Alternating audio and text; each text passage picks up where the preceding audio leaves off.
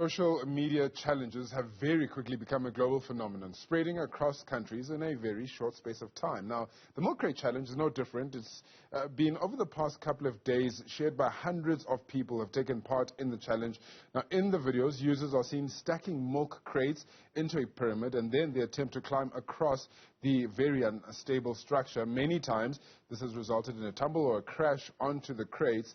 Now, online video platform TikTok has banned the challenge due to concerns that it could lead to serious injuries, which it's already done. Now, what responsibility do social media platforms have when it comes to dangerous trends? We are now joined by MyBroadband Editor, Vermeulem. Jan, an absolute pleasure talking to you this morning. The first time I saw this milk crate challenge, I thought, wow, that's crazy. Why would you want to do that? And yet here it is, a phenomenon.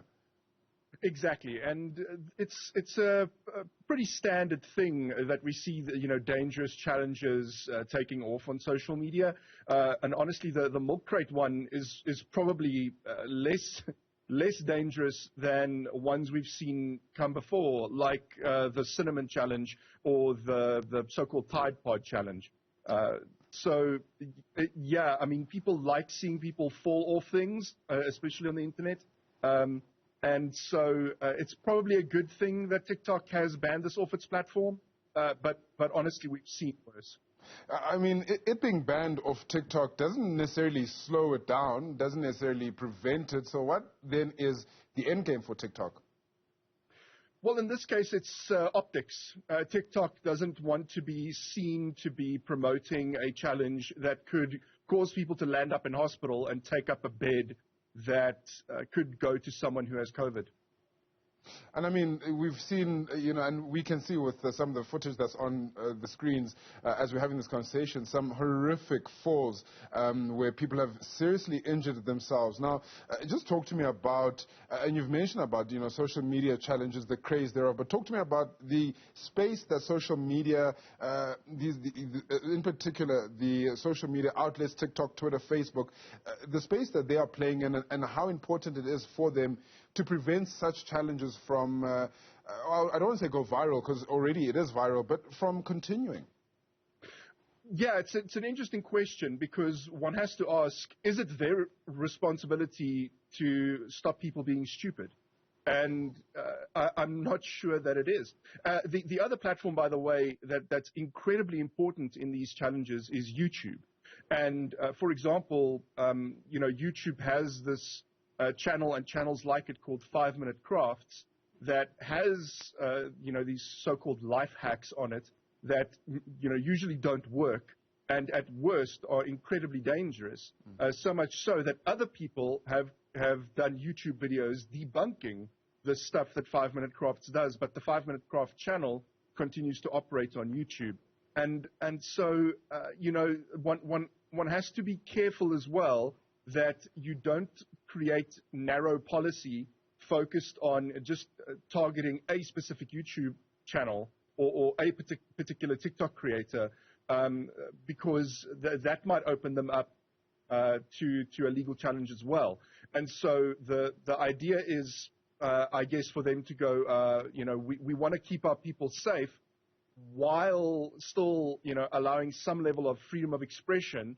And if people want to do dangerous stunts, if you've got someone who is a trained stunt person doing a dangerous stunt saying, don't try this at home, I'm a trained professional, then that should be allowed. And so, you have to be able to draw the line at something that's incredibly dangerous, that you don't necessarily want your platform to be used for without violating people's freedom of expression. And at some point you kind of have to wash your hands and go, you know what, there's no cure for people trying to do dumb stuff.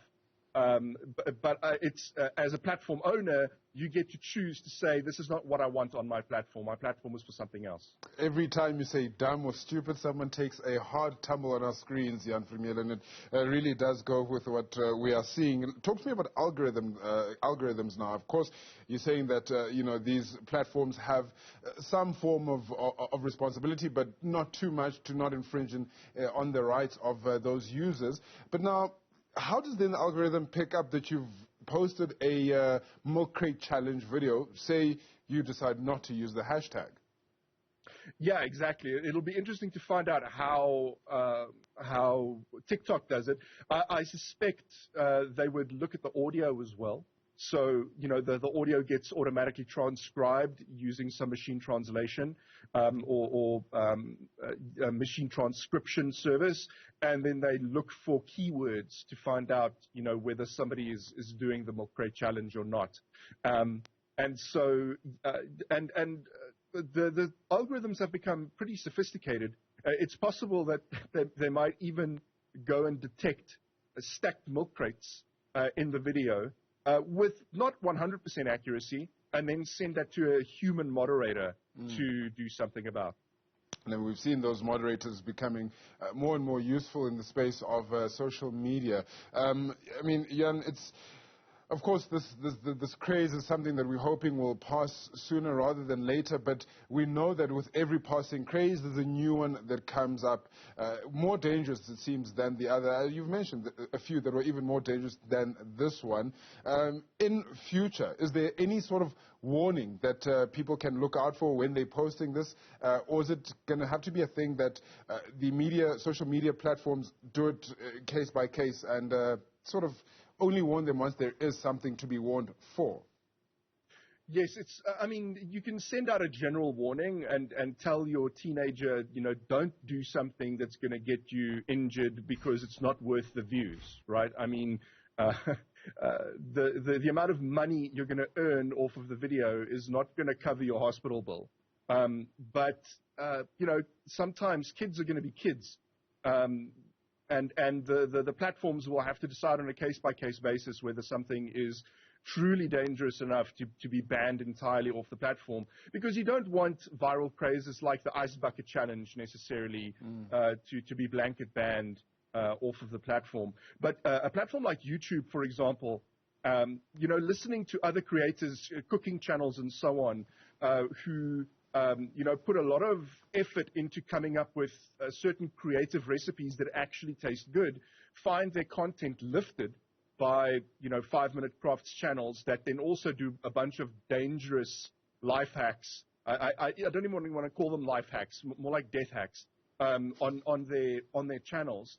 And YouTube isn't doing anything about it. And the danger is less to do with people doing, going, I'm going to give this a try because it's on a 5-minute craft channel. I think most people, after some exposure to 5-minute crafts, realizes that 90% of their stuff doesn't work. But the danger is that they start lifting the recipes and stuff and the content created by actual creative YouTubers and pass it off as their own. And then the actual people creating the stuff for them to steal leave the platform because they're seeing less traffic come to their channels. And so that is something that platforms like YouTube do have to arrest, because otherwise they're going to lose the actual soul of their platforms. And so TikTok, I expect, is in exactly the same position. This is only tangentially related to viral crazes like this, but the principle is the same. You've got channels getting big on promoting dangerous stuff on their channels, and the platforms do need to look at that. Otherwise, they're going to lose the people on the platform that make it what it is. This might be a little bit far-fetched, Jan, but are there any legal is there any legal recourse for anyone who perhaps gets injured in one of these crazes? And speaking particularly to like the 5-minute crafts, which you then go and decide to follow, and you find yourself in a hospital bed as a result, can you take some sort of legal action against either YouTube, TikTok, or the individual that posted that video? Yeah, it's such a good question, and the answer is no, because of the blanket terms and conditions that nobody reads and that everybody accepts before they start using the platform, is they absolve themselves entirely of liability. The court where this would be heard is not a South African court, or a European court, for example, which might favor the consumer more, but I think an American and particularly a Californian court where contract law is given far more leeway than they might be in places like South Africa and the European Union. And so, no, unfortunately not. But also, it's probably better that way. As much as one wants to hold someone responsible, the person that's responsible are the creators of these channels. So it doesn't help that you go after YouTube for being the platform that facilitates all this communication. You have to go after the people who are posting these hacks. My broadband editor, Vermeulem, thank you so much for your time. I believe that must have been quite a difficult interview to watch for some people with all of those nasty falls. And I think it goes without saying, do not try this anywhere. Not at home, not in the park. Just don't try it at all.